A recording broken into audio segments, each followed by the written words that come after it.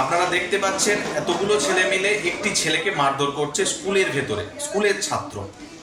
দেখে মনে হয় এরা গুন্ডাগিরি করতে যে এসেছে স্কুলে, এরা পড়াশোনা শিখতে আসেনি। এরা যে ভবিষ্যতে বড় বড় ক্রিমিনাল গুন্ডা হবে এ বিষয়ে কোনো সন্দেহ নেই, কারণ সেই শিক্ষা এদের মধ্যে নেই, আর সেই শিক্ষা এরা কোনোদিন অর্জন করতে পারবেও না।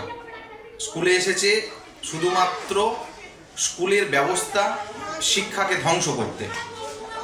এর বিরুদ্ধে যদি কোনো স্টেপ না নেওয়া যায়, এই রকম ধরনের আচার ব্যবহারকে যদি বন্ধ না করা যায়, উপযুক্ত শাস্তি না দেওয়া যায়, তাহলে ভবিষ্যৎ প্রজন্ম যারা পড়াশোনা শেখার জন্য স্কুলে আসে তারাও নষ্ট হয়ে যাবে, তাদের পড়াশোনা শেখাও ব্যাঘাত ঘটবে।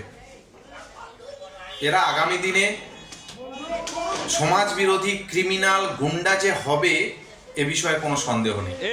আপনারা ভিডিও দেখছেন যে একজনকে এতগুলো ছেলে মিলে মারধর করছে এবং অকথ্য ভাষায় গালিগালাজ করছে।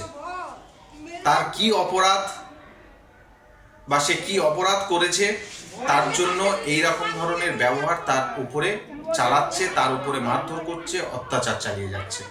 দেখুন আপনারা, এই হলো এই রাজ্যের শিক্ষা ব্যবস্থার হাল।